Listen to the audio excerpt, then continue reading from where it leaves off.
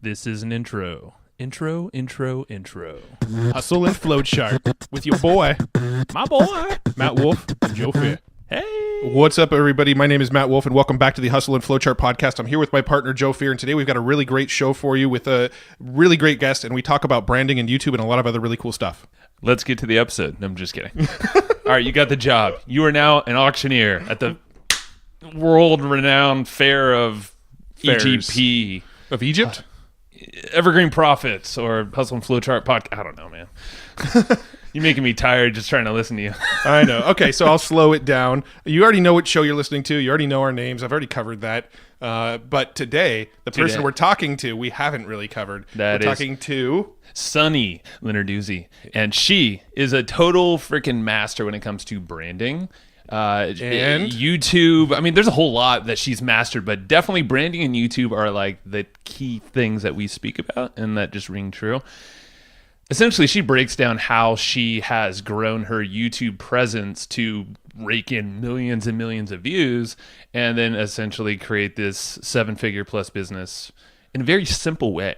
That's, I think, the big takeaway for me was like, this shit is simple. Well, what I loved about this episode with Sunny was when we really dove into the branding stuff and talked about how methodically she built her brand. It was very well thought through. She has a very specific color scheme, very specific fonts. She spends 2 hours a month on all of her videos. She spends 2 hours a month on all of her videos on YouTube, but she appears to be everywhere with content everywhere, and her brand is just polished and amazing.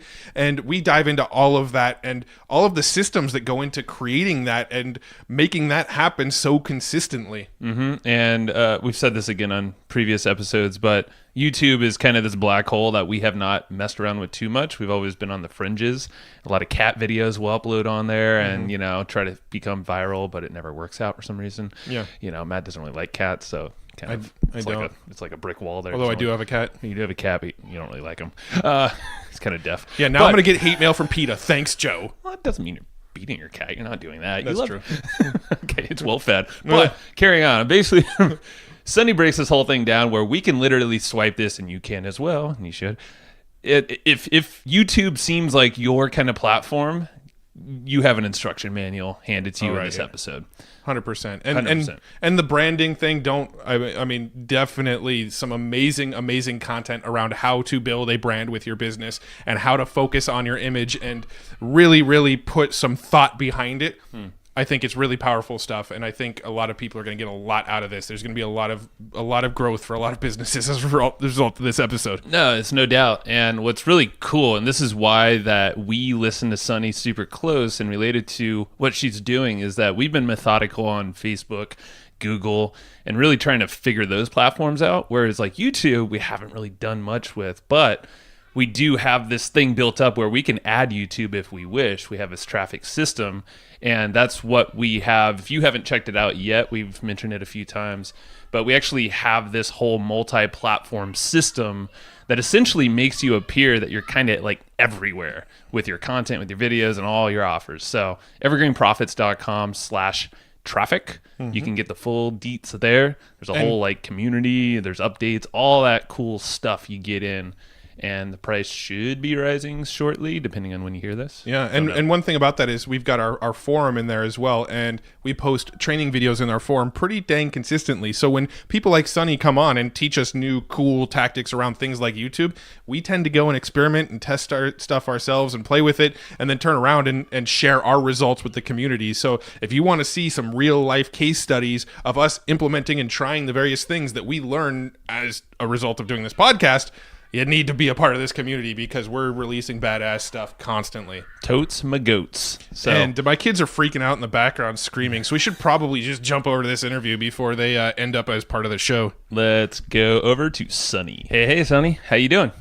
I am so good. How are you guys? Very good. Yeah, thanks for hopping on. And this is going to be going down our vein of YouTube topics. I think Yay. It's super fun because we don't really do much on YouTube. So anything we could do to like extract some cool ideas that we can apply, then all the better. Yeah, I mean, my mission then by the end of this show is to get you guys on YouTube. So let's do it. That's a good mission. And others listening, of course. Not super selfish, but kind of YouTube's been one of those like black hole things for us where we've had a handful of people on the show saying, you got to do YouTube. YouTube's where it's at right now. And we're like, we know. We got our podcast and our Facebook ads and our blog and our, There's so many things. Right? So, but we definitely, it's really comes down to just having good systems, though. If we can get some good systems in place like we do with our podcast already, I'm sure there's ways to get consistent with it. Yep, totally. 100%. I mean, I can dive into more details later, but I will say I only spend about 2 hours a month recording my videos for the entire month. So lots of processes to make it work for everybody. So that's a good hook right there. And we're not going to tell them. There you go. I have a podcast too, so I know all about hooks. Oh, trust me, that's one of the veins we want to go down. But so you're a Spice Girls lover. Very, very much so. Yes. We share the interest. So no, I'm just kidding. There is one of the songs. I was gonna say, like, that's amazing. Thank you for admitting that. Well, there is. I will admit that, and I just talked to my sister last night. I forget the song, but whenever it comes on, like I could recite every single word with her. Is it that If You Want to Be My Lover? Yeah. Actually, how do you know it is that one? Actually, it's the only song I can think of by the Spice Girls. How do you not? How do you not know that song? I mean, hey, it's just innate. Everybody should know that song. It just comes out of me whenever it comes on. Oh, that's it. That's the one. So true story. Oh, so funny. So other than being a Spice Girls lover, who are you? Like where'd you come from? What's your backstory, and how'd you get to where you're at now? Oh man, good question. So my backstory is I had no idea that I would end up doing what I'm doing today. I actually wanted to be a journalist. That was always my lifelong dream and goal for myself. And I went to broadcasting school ever since I was a kid. I just knew that that was the goal. I wanted to entertain people. I wanted to educate people, wanted to communicate and tell stories. And so went to broadcasting school, ended up achieving my goal of working at the Olympics really quickly after I graduated. In Vancouver, right? Yeah. Nice. Yeah. When they were here in 2010. So it was really good timing. I graduated in 2008. The Olympics were in 2010. So it was pretty quick turnaround, but I was pretty determined to do it. So got the job and worked in radio and did reporting and had all these different sort of beats that I was covering. And I mean, I did the Olympics, and on a logical level, I was like, yes, this is awesome. This is what I wanted to do. I've achieved my goal, checked off the list. I'm good to go. But just, it was like a head and a heart mismatch. And in my gut and my heart, I was like, this just isn't really feeling right. And so the day I was driving home from the Olympics, down the Sea to Sky Highway, if you've ever done it, it's a very beautiful, inspirational drive, and everyone should do it at some point in their life. But when I was driving down, I just all of a sudden was like, you know what? Screw it. I'm going to start my own business. I had zero idea of how to start a business. I had zero idea how to grow a business, run a business, what anything was really when it came to being an entrepreneur.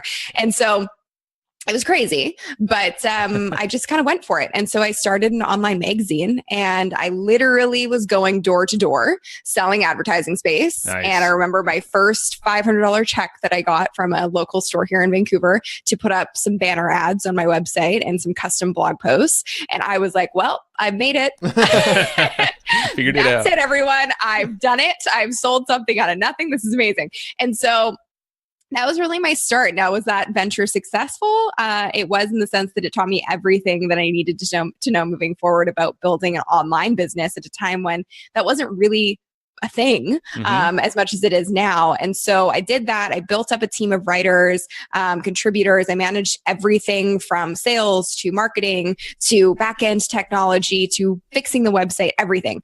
And then I slowly but surely, as I started to build this brand, was getting attention from a bunch of other businesses saying, I've noticed you're really using social, because I didn't use any paid advertising. I strictly only used social media marketing, and I was using Twitter, Facebook, and YouTube. Instagram wasn't even around when I started doing this. And so I used those platforms. I built up a big community, and these businesses started taking notice, and they started hiring me, and I became a consultant.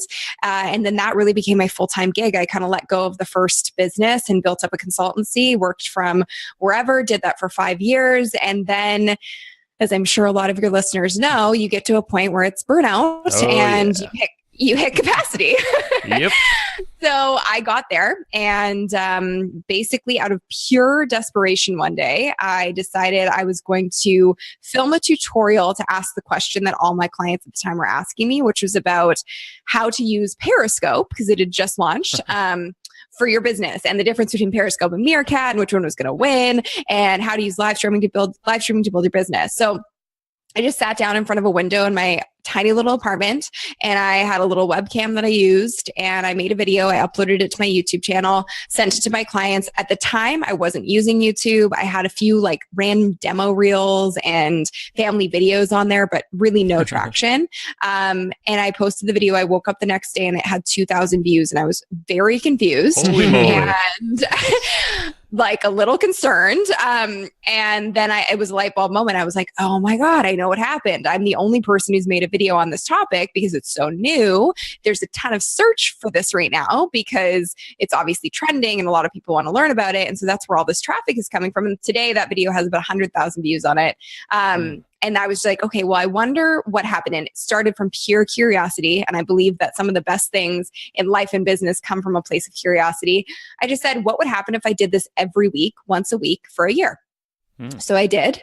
And I built my channel to 50,000 subscribers in the first year and 3 million views. So I went from working with a handful of clients to being exposed to over 3 million people around the world. The demand skyrocketed to work with me. So I ended up bringing on my first team member. We ended up building our first digital product because there was no way that I could keep up with the amount of people that were trying to work with me. So I was like, you know what? The easiest way to do this would be to kind of put my brain into a course. And so I did that, went down the digital product route. And today, 3 years later, we've built a 7-figure business. I have a team of 14, and we still are doing 1 video a week on YouTube. And it has been the craziest ride ever.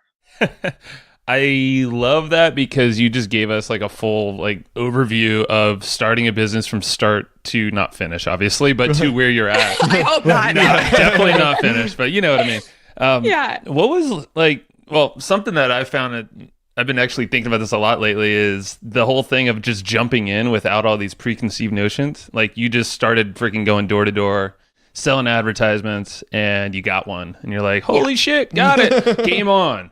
But like, you know, once you learn so much and you're like, oh, but it's going to take some time or my value. Or like at that point, you're just like, screw it, do it, you know? Yep, and you learn so much. I just was like, you know what do I have to lose at this point? I'm just going to go for it. Right. Yeah. One thing that we noticed just kind of looking through your stuff, you know, on YouTube and your website and all that stuff is that the branding and the imagery is just on point. Like, oh, thank you. I could tell that, you know, you put a lot of thought into the brand and just making everything look really pro quality. So I'm curious how sort of methodical that all was. Like, what was the evolution of the branding? Oh man, it's very methodical, and it's just been something that I've been very passionate about from the first time I really like dove into online business, because I think it makes a massive difference when you do have a brand that is cohesive across platforms, and it makes you recognizable easily. So for me, it's been really important. We're actually right now kind of going through a mini rebrand. But yeah, it's just something that my team and I, so Ayla is my right-hand woman. She's my COO, and she started with me as an intern. And we always were very committed. Even if we were doing it ourselves on Canva, we were like, we are going to make the brand look sick. So that was always something we were committed to. And I really do think has played a part in our success. Yeah. That's cool. Yeah, I think a lot of entrepreneurs just have a hard time, you know, rectifying the costs of branding. You know, I know it's something us as entrepreneurs ourselves, we've had a hard time pumping a lot of money into actually the brand thing, because we've always been in that sort of direct response space. You pay for this ad, you get this amount out.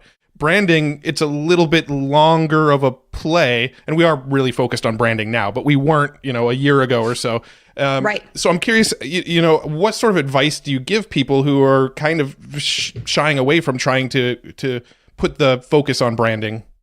Well, I would just say, you know, here's the thing. If I were actually to go back in time and give myself some advice when I was starting my business, I would be like, focus a little less on the brand colors and a little more on your revenue options. But I I think for me, I definitely focused on the brand from day one, which is fine. We made it work and like everything fell into place regardless. But I think first thing you got to figure out is what are you selling and who's your target market? And then from there, it's really your brand for me is a pretty easy thing to figure out. It's like, who are you as a person? What do you like? What do you gravitate towards? Also looking at brands that you really like what is it about them that you are drawn to? For me, it's companies like Apple. Like I love how Apple does their branding. I love Virgin.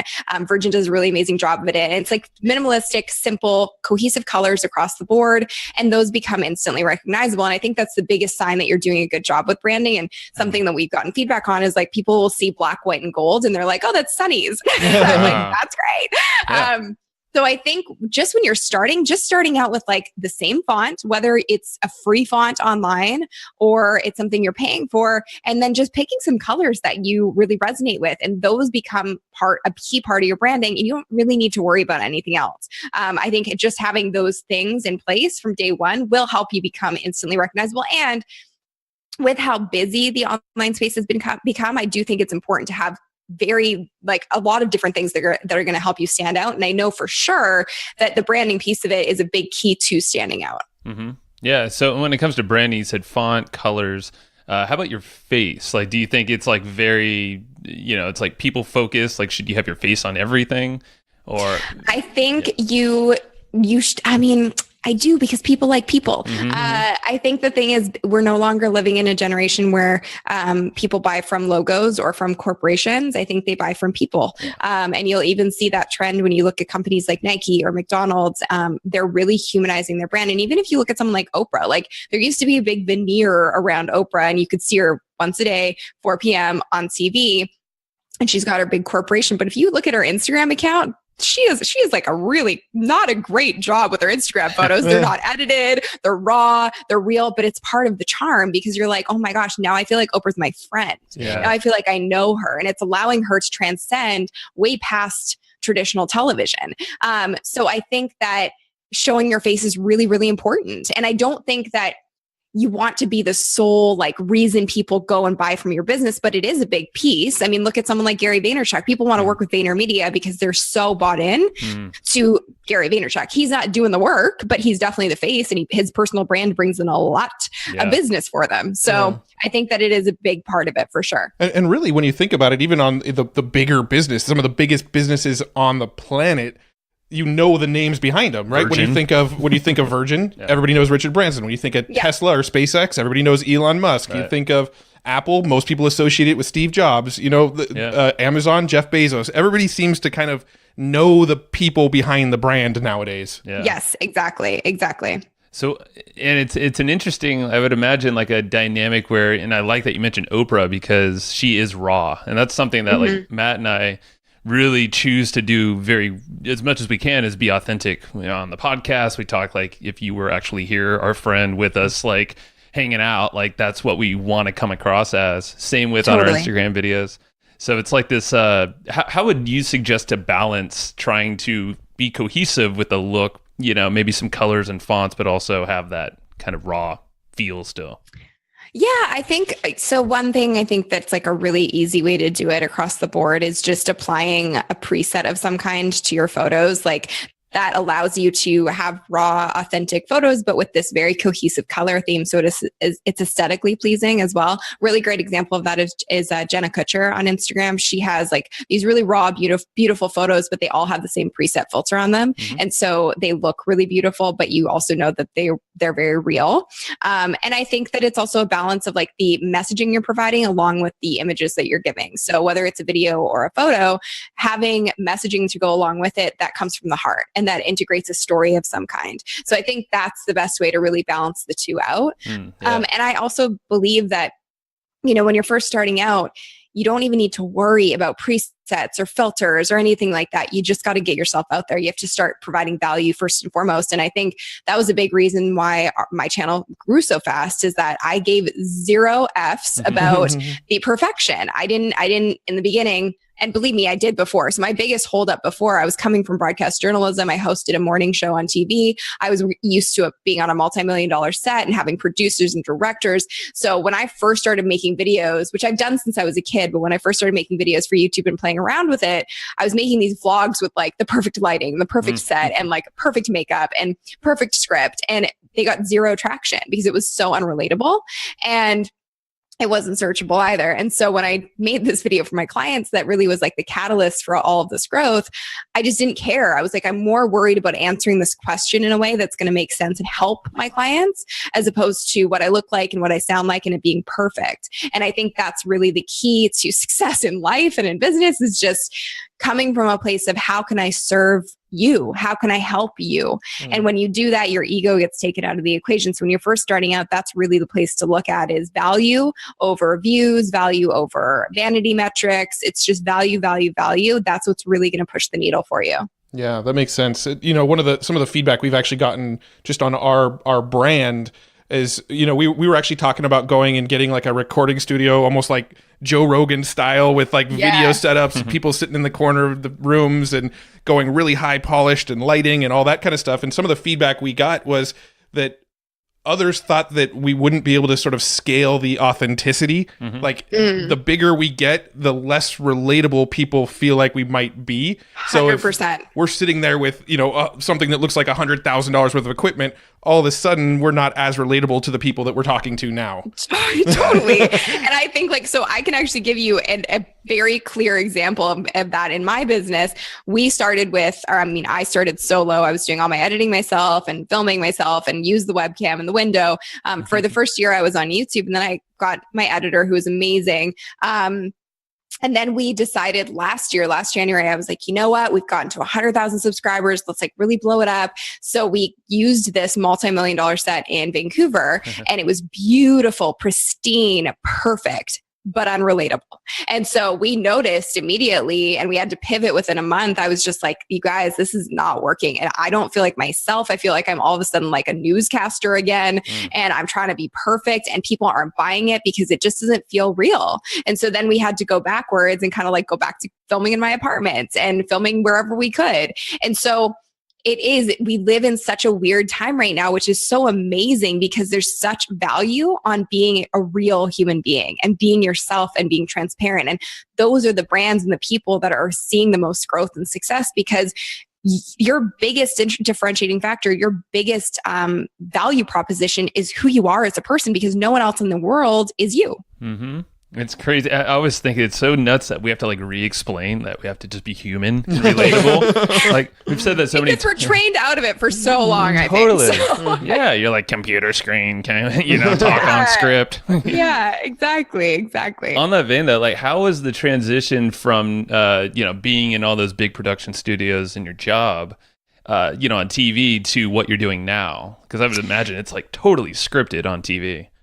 Yeah, fully scripted. I mean, I would read from a teleprompter, but I also, truthfully, when I was first starting out and I was doing live TV, it was the best training ever, because I would have moments where like my earpiece would stop working or the teleprompter stopped working, and I had 3 minutes to film and they can't just cut to commercial. And so I think that trained me to be like, it's okay to screw up. Yeah. It's okay to just be real. It's okay to completely flop, because that again is what makes people relate to you. So it was a big learning experience for me in just being okay with not being perfect at all times. Totally. Yeah, I remember teaching people a long time ago. I did a lot of video production for companies, and it's just like getting on camera was like that time whenever the red light happened, when before a lot of these cameras, you had the flip cam and all that. You have a little light. When that goes on, you just like almost lose everything in your brain when you're first starting out, because you're overthinking everything. You used to call that red light syndrome. Red light syndrome. Yeah. Yeah, for sure. The camera is your friend. Just talk like it's your best friend. That's it. Exactly. Obviously not that easy. It's practice.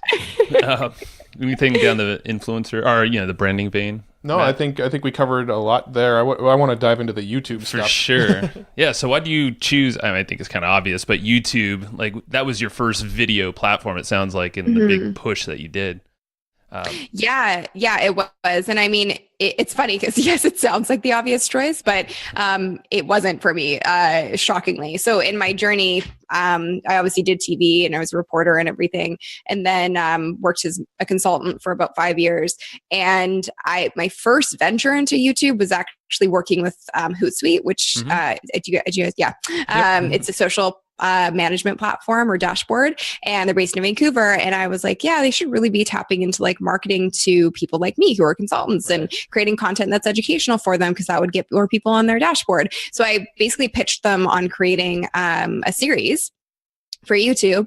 And we created it, I hosted it, and we increased their YouTube subscriptions by 75% doing that series. And it was just weekly educational content and updates on what was going on in the social media world. So I did it for them first, and really never occurred to me like, maybe I should just do this for myself, because there's so much fear that comes along with video. There's so much fear that comes along with YouTube. People are like, what if I don't sound good? What if I don't look right? All those things that come into play. And I know there's someone listening right now going, yes, that's exactly how I feel. And I felt the same way. And I came from a TV background. I came from years and years of experience being in front of a camera, and I still was freaked out by it. So it took me a while to be like, okay, you know what? I'm just going to do it. And the only reason I really did it was because I was just sending the video to my clients, and I didn't think about 2,000 people seeing it overnight. I didn't think about 100,000 people seeing it in a year. And I think that's the real magic. And the key is like, you're talking to one person. And same with podcasting. The more you can focus on talking to one person and impacting your ideal avatar or customer or client, and really picturing them in your mind when you're doing your video content or your podcast, the more impactful your content's going to be. Yeah, no, it makes perfect sense. And that's where we don't always forget, but I tend to forget that there's actually other people listening. It's like this totally invisible audience. Too. Yeah, totally. It's crazy. Yeah, that's something we've actually been referencing quite a bit lately, is this invisible audience, because we forget that we have listeners, and then and then you go to like a conference that, a big one is Traffic and Conversion Summit. We go to that conference, and then people are coming up to us going, "Oh, I listened to your show," and we're like, "Oh yeah, we do have that, don't we?" Yeah, but we have people. I had the same thing this week. Someone came up to me at the gym and was like, "I watch your YouTube videos." I was like, "That's so weird." Sometimes I forget it's real people. Yeah, you have like best friends out in the world without knowing. Yeah, it's super weird. So yeah, with YouTube, I mean, so getting started back when you got started, not like it was super long ago, but things have changed. What are some best practices now for someone getting started? Oh my gosh. So the funny thing about YouTube is that I feel like they're the same. And that's a really wonderful thing about that platform, is that it's really, at the end of the day, YouTube is a search engine, and it's the second largest search engine in the world. And so you're making content, especially as an entrepreneur, you're making content to be discovered. So I think the biggest confusion that goes into YouTube content is like, people are like, I just want to make inspiring videos, or I just want to vlog. And I'm like, okay, cool. I'll see you in 5 years when you still have 2 subscribers. Like it doesn't work that way. Like I think it's 400 minutes of video are uploaded to YouTube every single minute. I'm pretty sure that's the stat, something along those lines. Anyways, it's a lot of content. Yeah. And you're in a sea of it. And I look at YouTube as a sea. And what you really want to be doing, especially in the early days, is you want to be rising to the top of the sea, or else you're going to sink and no one's ever going to find you. And I've done that, so I can speak from experience. I started with vlogging and was like literally getting maybe 2 or 3 views on my videos. And then when I started making educational, value-driven content was when my channel grew to 50,000 subscribers. So it doesn't sound as sexy, but you can make it sexy by being yourself, like we talked about earlier, by integrating the things that make you. And so I think the biggest thing if you're a beginner is like, I always say, create a master list and an FAQ list. So first, write out a master list of the things that you've mastered in your business, or that people come to you for advice on or help on, or to answer their questions or to solve their problems. That's your master list. You've mastered those skills. Then you create an FAQ list. So what are those questions you're getting asked on a regular basis? As you're being asked them, put them in notes on your phone, store them somewhere so that you can go back and review them, because those are all valuable pieces of content that you can create, not just for YouTube, but across the board, that are going to drive the most traffic and traction for you. That is super helpful. Yeah, because I think we're all approached from people of all walks of life, and especially if you have so much content, it's on all variety of topics, you're going to find some commonalities. Yeah. And the ones that kind of rise to the top, you know, they create, and you're like, okay, that's going to be a video or an offer or training or whatever it is. Yeah, exactly. Exactly. Now, do you do any sort of like keyword research behind the videos that you make? Yeah. Okay. How does that process work for you? Yeah. So, I mean, and this would be the only real change that I'm seeing on YouTube where so back in the day, before I was even on YouTube, but obviously I've studied this platform like nobody's business. And I really saw the trend of like way back when you could just create a video on anything. And as long as you keyword stuffed it, you were good to go and you'd still rise to the top. But also keep in mind that was when there was a lot less content being uploaded. So YouTube is very aware that people still try and pull that trick. So they need you to have keywords in the title, keywords in the description, relevant content in your actual video. You need to be saying the keywords out loud in order for your topic or your video to be ranked in the topic that you want to be ranked for. So yes, I do keyword research, and a lot of it, I use tools like TubeBuddy and vidIQ and Keywords Everywhere. Keywords Everywhere is a free tool and it's awesome. Ooh, nice. And my formula that I use is I navigate the search volume versus the competition. So I do search volume versus competition. And then I look at the first couple of videos that are ranking for a specific topic. And I'm like, okay, it's been 3 years that this video has been out. It's still ranked number 1 and it has 100,000 views and they only have like 600 subscribers on the channel. That's telling me that there's a lot of traffic around that topic and YouTube would love to see a new piece of content on that topic because they like new, fresh content. So in my program, YouTube for Bosses, we go through the whole formula of how to do this, but that's really what I look at. I look at the search volume versus the competition versus the views and velocity. That is super cool. Yeah, it's like science. And then, you know, once you get in that niche, you then start seeing some trends, I'm sure, and analytics based off your engagement. And then like that. And so you've got like your master list, and then you've got your FAQ list, and then you've got all these keywords. Do you tend to make content around the keywords, or you make your master list and your FAQ kind of fit into the keywords that you found? Yeah, so I always start with master list and FAQs. I cross-reference those, and then I basically do the keyword research based off of my top 5 to 10 topics that I really like in there and that I'm the most excited to talk about. And then I'll do my keyword research and be like, okay, what's the best way to title this video? And then write the script that's relevant to that. Because if you're not passionate about it, it's never going to do well. Like you have to be like somewhat interested in the stuff you're talking about. And I truly could talk about YouTube all day long. And I think that's another key to success is like, I genuinely care about sharing the information because it changed my life. And I say that all the time. I'm like, YouTube changed my life. And it sounds so cheesy, but it's true. I literally was asked to speak at NATO within a month of doing my YouTube content. And the head of social media for NATO found me on YouTube. And so like you never know who's watching. And all of my speaking engagements, every single press mention I've ever gotten in Forbes and Entrepreneur and Inc. and Fast Company, every single one has come through YouTube. So it's literally like publicity on autopilot for you and lead gen on autopilot for you. So you do have to care about what you're talking about because once you start talking about it on YouTube, you're going to be talking about it a lot more, whether it's speaking engagements, press appearances. We've had so many clients get booked for TV shows because obviously people can see them on camera and they're like, wow, they're really great. They should be a guest on that topic. And then there's also the thing about like, you're going to probably create products around it or services around it. So you're going to talk about it a lot. And so you better like it. That is true. That's interesting. I mean, there's a lot you just said a lot there that was so valuable. It's like almost hard to unpack it all right now.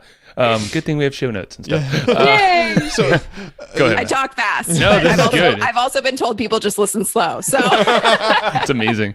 I like it. What were you going to say, man? Well, the faster you talk, the more we get to cram in here. So this is awesome. Exactly. If people could slow down the playback.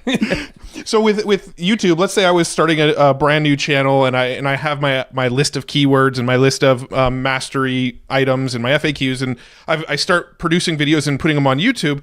What's sort of my first marketing strategies I should do to get my first handful of subscribers?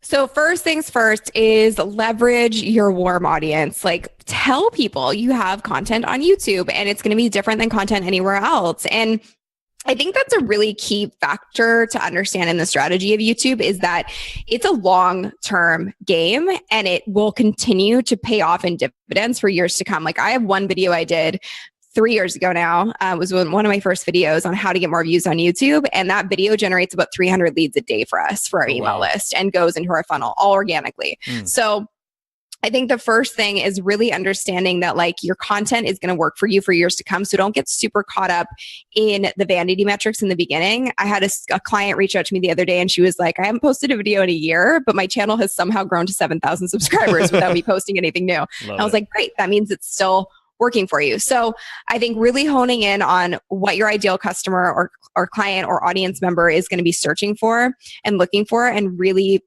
honing in on those topics first and foremost. Creating your scripts in a way. I have something called the HOT script formula, which stands for hook, outcome, testimonial. And that is all about keeping your videos as tight as possible, because retention is king on YouTube.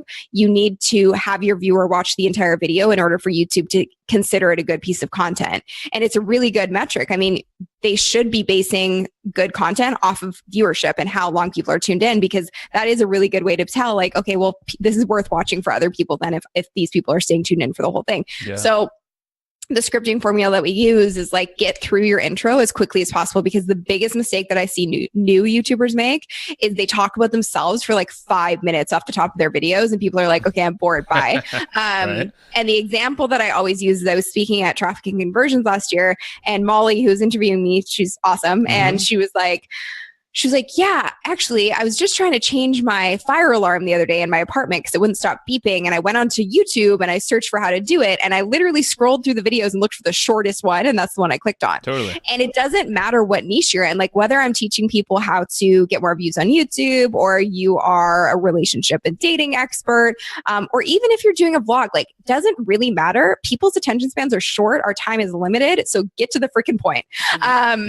And get through your intro as soon as possible. So that's what our hot script formula does. And then at the end of the scripting formula, this was the biggest mistake I made when I was starting.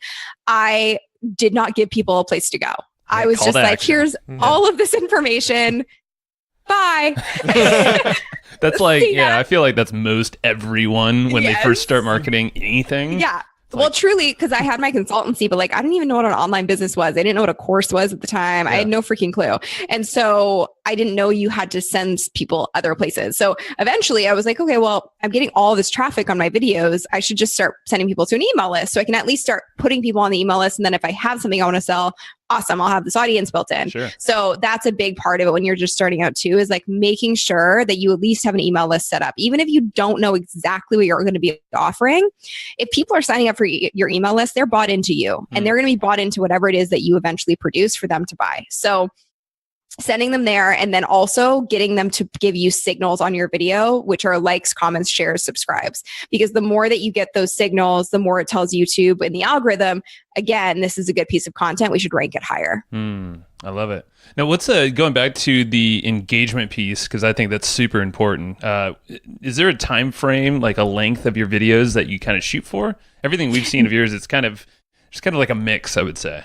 There's a big mix. Yeah. So no. And that's such a common question that I get asked on a regular basis. But no, I don't really have like a formula for how long I make the videos, just because my biggest metric is more so that you're getting into the information as quickly as possible. But if the information you're providing requires like 20 steps in order to get the outcome the viewer's looking for, then that's okay. Go through the 20 steps for as long as that might take you. Just don't have filler or fluff. So I mean, the thing is, shorter is better for tutorials, obviously. But now the thing that's happening within YouTube, and something we work with our clients on, is they're actually really favoring long form content. So going longer is not a bad thing anymore, as long as it's entertaining the whole way through. That's pretty much what we've heard, is longer form. YouTube's starting to favor those, but obviously they need to be watching that whole thing. Yeah, you got guys like Joe Rogan and stuff who go for 3 hours. Yeah. Yes. Yeah, exactly. And I mean, I'm not a proponent of that, but like whatever floats your boat. Yeah. So the whole, we mentioned like right before we popped on, because we batch all of our podcasts. What's your system look like for, you said what, 2 hours a month is what you spend on your videos? Yeah, 2 hours a month is what I spend on my videos. And that's because I do all the prep work in advance. And like, this has taken me a while. And I also understand that I'm very comfortable on camera. So it's a little bit different than what other people would be doing. Yeah. But yeah, I mean, once you get comfortable with it and once you have the formula to make the scripting part a lot easier, it makes the whole process faster because you'll have your scripts written out. And then when you go to film, you just kind of like knock them out one after one. So love it. Yeah, that's we had a buddy, Travis Houston does something very similar. He was already reprimanding us for not being on YouTube. And oh yeah. That's pretty much what he said. He was like, okay, very similar. He's using vidIQ with a whole another process there, but he just bangs them out. He's like, all right, got my background, got my topics, have bullet points. You might be more scripted than him, but whatever it takes, you know? Yeah, no, for sure. And that's the thing. When I say scripting, like I definitely don't have a script written in full. It's more so having the intro and then my bullet points and just keeping me on track in that sense. Yeah. Now, one of the hardest things it seems like with YouTube specifically is getting people to leave YouTube.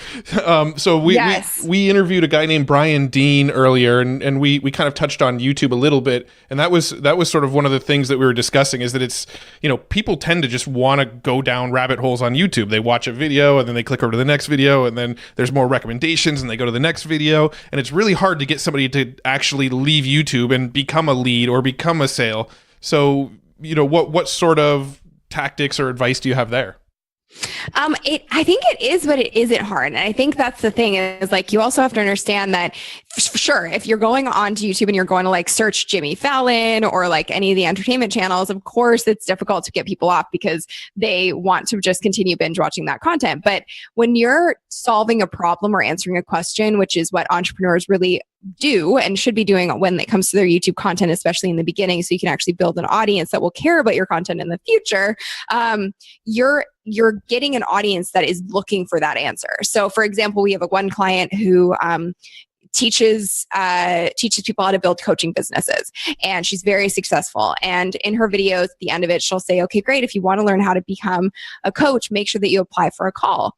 And I just recently spoke at her event, and I asked the room how many of the people in the audience actually discovered her for the first time on YouTube, and half of the room raised their hand. And one of the people was like, yeah, I actually watched her video on tips for new coaches. And at the end, she was like, well, if you want to learn how to become a coach, make sure you apply for a call. And I immediately was like, well, yeah, I do. I want to. And you gave me such good information in this video. So as long as you have a call to the action at the end that gets people either on your list in your Facebook group or sends them to your website so you can pixel them for advertising, you're going to keep them in your realm. And whether they buy right away or years down the road, you're building a relationship with them. And that's really what I think of when I think of lead generation is you're building that relationship. So someone's looking for an answer, you provide the answer in your video, and then you provide additional information or resources at the end.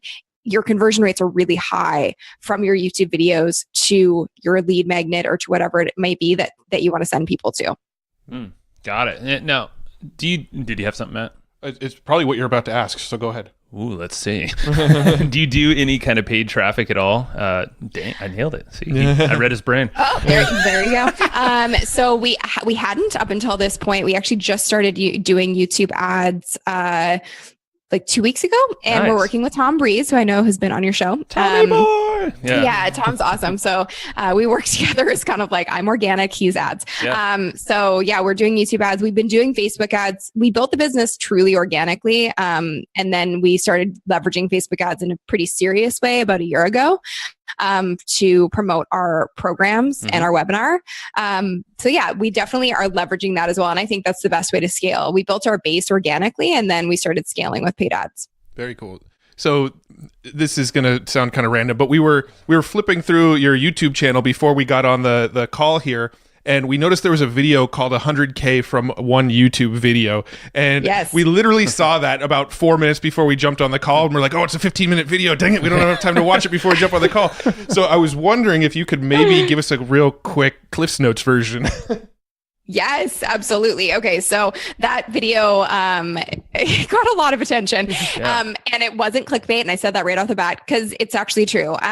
So the process really is using that hot script formula. We hooked people in, and that wasn't the video that made us 100K, although that video has done quite well for us as well. But we had another video where we talked about getting views on YouTube, and we produced it last January, and basically how I look at YouTube now, because I've been doing this for a while and we've worked with so many different clients in building the revenue and their brand with YouTube, I look at it as an evergreen sales machine for you. So basically with that one video, we told people how to get more views on YouTube, and it was specifically for the entrepreneur audience, really.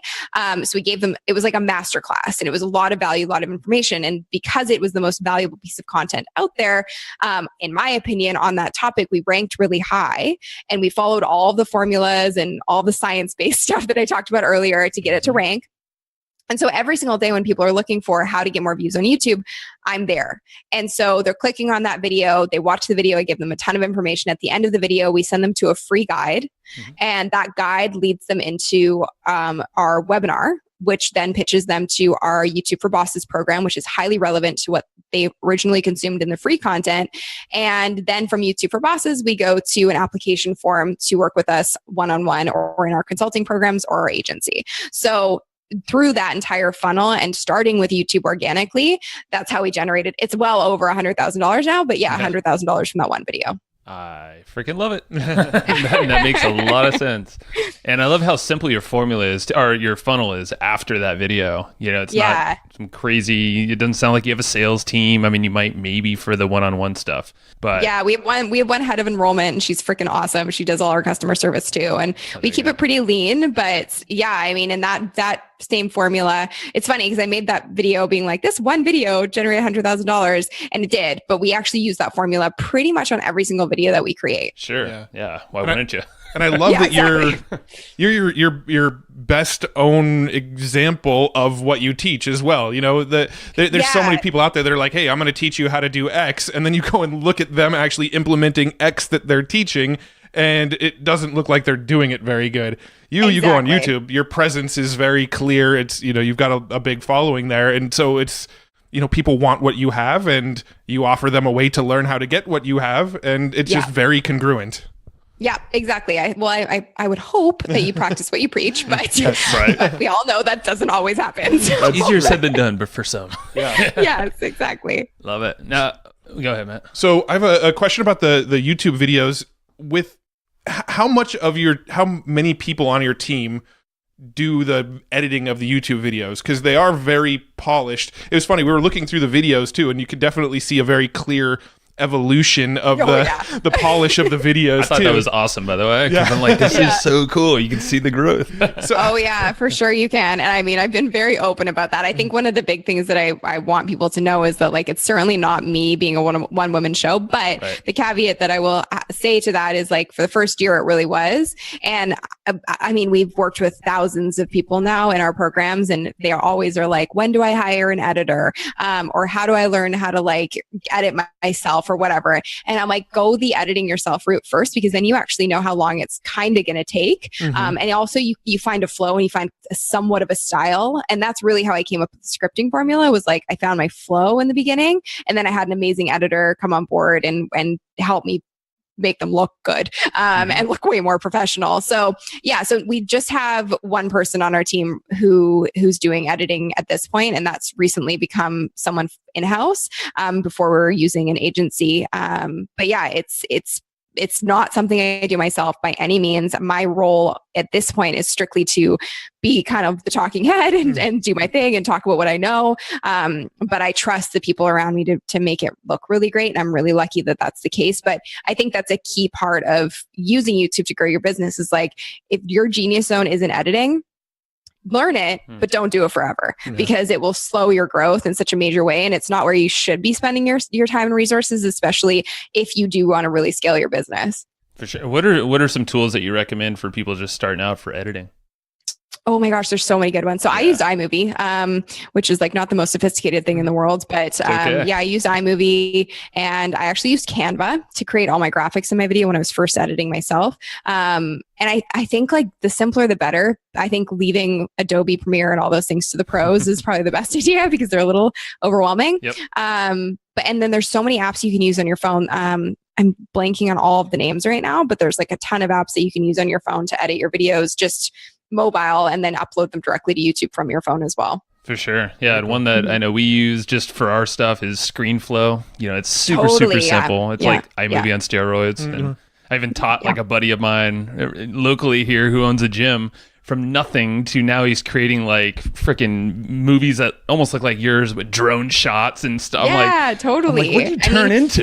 That's like the really cool thing is that everybody really is a creator now. And there are so many tools available, and it's a really great time to be doing this stuff because you can learn anything. And so if it is something that interests you, I mean, I would just really dive into learning more, and YouTube is a great place to start. There's a ton of really amazing channels on creating great video topics. Yeah, exactly. I do have one video on how to edit videos with your phone. And actually I have two videos on that topic. One of them is my top viewed video ever. It has like 1.4 million, I think, views on it. Nice. But those are great resources to check out as well. That or buy your course. Yeah, that's fine too. Or just buy my course. Yeah. Definitely do that. Do you have any, I'm a total like tech nerd, gadget nerd. Do you have any like video tech gadgets that you like? I know Joe just mentioned like a drone. Do you have any like cool, fun gadgets for video that you just love playing with? Oh gosh, I used to be a lot more techie than I am now. I used to actually do like tech segments on TV, which is hilarious to think about. But I am certainly not a tech expert, so I don't really know. She got time I for don't that. actually. I don't know. I actually don't know. I have no idea. That's actually a good answer. I was actually going to say it's kind of awesome that you're making these amazing polished videos and you're not quite sure what equipment. I think that's really cool. The only thing that I will say, and this is such a funny answer, is like the Diva light is great. That's the only piece of equipment that I would highly recommend every person on the planet get because it makes you look flawless. Is that that little ring light thing? The little clip that goes on your phone, that one? That's smart. The ring light. And you can, they now have them for your phone, which is epic. But yeah, the one that's like the stand-up ring light. Oh, gotcha. Is pretty great. For sure. Mm-hmm. Yeah, I know what you mean. Yeah. Cool. Matt, anything on the YouTube vein that you want?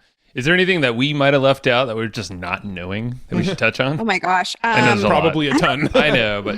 I mean, yes, and I could probably talk about this for like 5 hours, but nothing that I can think of right now. Okay, no, that's a good nothing I sign. can think off the top of my head. Yeah. Well, how about podcasting? Because we're all podcasters here. How does that fit into your overall brand and mission here?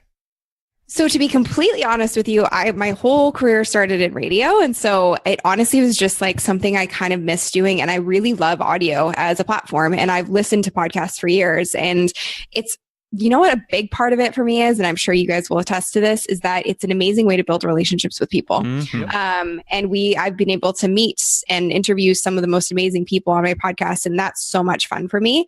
And it just is something that I feel like comes very naturally. And so I was like, I'm just going to give it a go. And it was a similar thing to YouTube. Of course, I know a lot more now. And I was like, okay, I should be driving traffic to my call to action and my lead magnet and whatever else. But I've also done a lot of podcasts just for the fun of it and just to have really great conversations. So I think the podcast as a whole in the business strategy, it operates very similarly to YouTube. And I just think it's a matter of diversifying your traffic, which is an amazing thing to do. But I will also say, I have a lot of clients and students that are like, I'm starting a YouTube channel, I'm starting a podcast, I'm starting a blog all at the same time. And I'm like, please don't. No. Double down on one. I don't even care which one it is, but double down on one before you try and master everything. It took me 2 years to even think about starting a podcast. And even then it was still so much work. And I have a team who's helping me now. So I love podcasting. It's an amazing platform. I love the fact that you can really batch with podcasting. Like you can work like 3 months, 4 months in advance if you really want to. And it's just a really cool medium to have a deeper connection with your audience because video is great. And I love that people can see me and see how I interact with them on video. But there is something really intimate about being able to hear someone's voice and listen to them when you're cleaning your house or you're going to the gym or going for a run or going for a long car ride. And you can't really do that with video. Yeah, no, it's 100. You pretty much answered why we do podcasting. Yeah. Amazing. Well, when we started it was purely, we started it as a networking tool. We kind of went into it going, this isn't necessarily a business. I think anybody who thinks podcasting is a business model is probably a little delusional, but totally. Same with YouTube. It can get there. But I think if you start with the motives of it's a great networking tool, it's a great learning tool. I mean, you know, we learned so much throughout the course of this call already. And so it's this opportunity to learn from people in areas that maybe we're not the strongest in yet, plus a networking tool. And then, you know, over time, if you stick with it, it could turn into a business model, but you can't go into it that way. Well, I think and I actually was interviewing someone for my podcast this morning. We were talking about that. I think the misconception is that by starting a podcast or starting a YouTube channel, and I get that question all the time. People are like, okay, so you make money from your YouTube videos? And I'm like, no, that's not at all how it works. Like, I don't make anything off of AdSense basically. And that's not a business model. That's basically like having a job because you're hoping they're going to pay you enough at the end of the month. Right.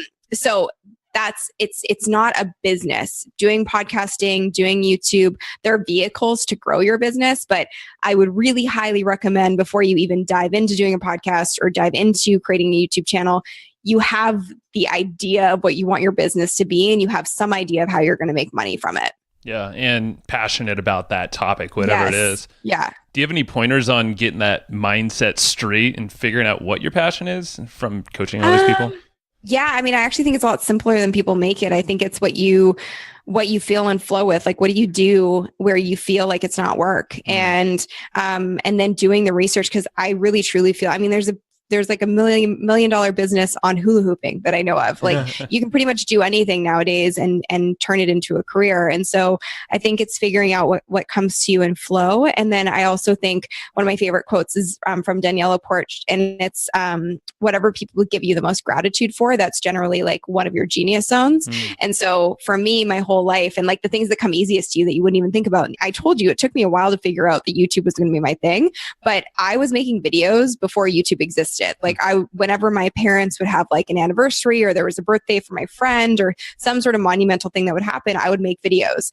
And I thought everyone in the world did that. And apparently they don't. So it's the things that come the most naturally to you that are usually the things that you should be tapping into and can most likely create some sort of a career out of. That's actually funny. You just made me think of, you triggered something for me. Like, back in the day, I used to listen to songs and then almost be like the DJ in between songs, like, and totally record those on cassette. And here I am with a podcast now. Yeah. Here you are. Freaking perfect. Exactly. I love it. Never thought of that. Yeah, full circle. Yeah, totally. Matt, anything you got? You like smashed through everything that we had written down. We had a lot written down. So have I accomplished my mission? I think you did amazing and more. What's in your future? Like, where are you headed right now, or in the next like 5 years or so?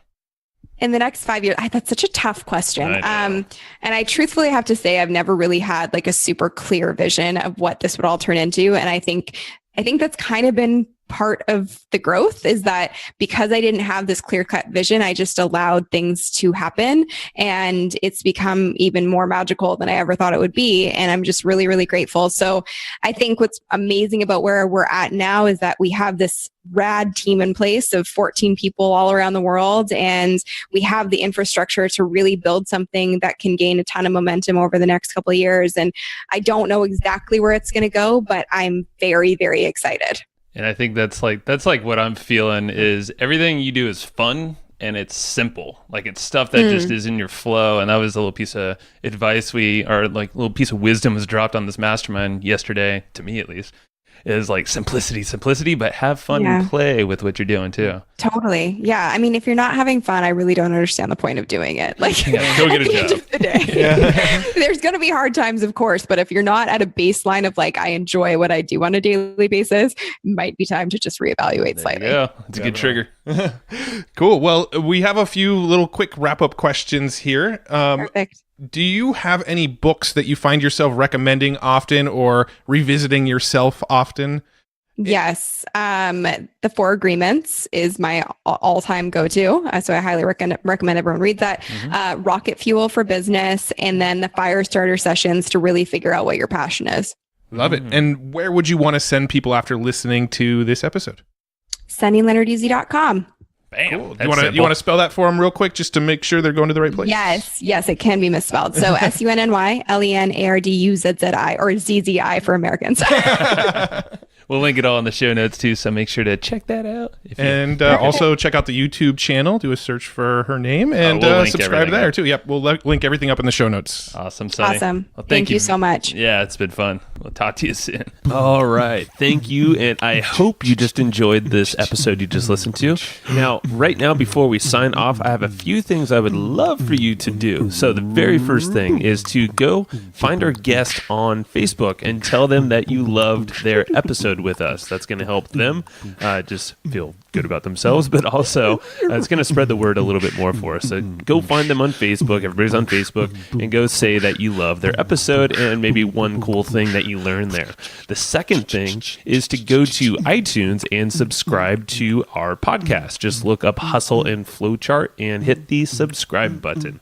And the very last thing, the third thing, is to leave us a review on iTunes or wherever you're listening to this podcast and help us spread the word more. That's how more people are going to get this awesome knowledge, this cool podcast training, and a whole bunch of other cool free training that we give out at evergreenprofits.com. So that's about it. Go find them on Facebook, go subscribe on iTunes, and leave us a review. You would be amazing if you did that, but you're always amazing. So thanks for listening, and we'll catch you in the next episode.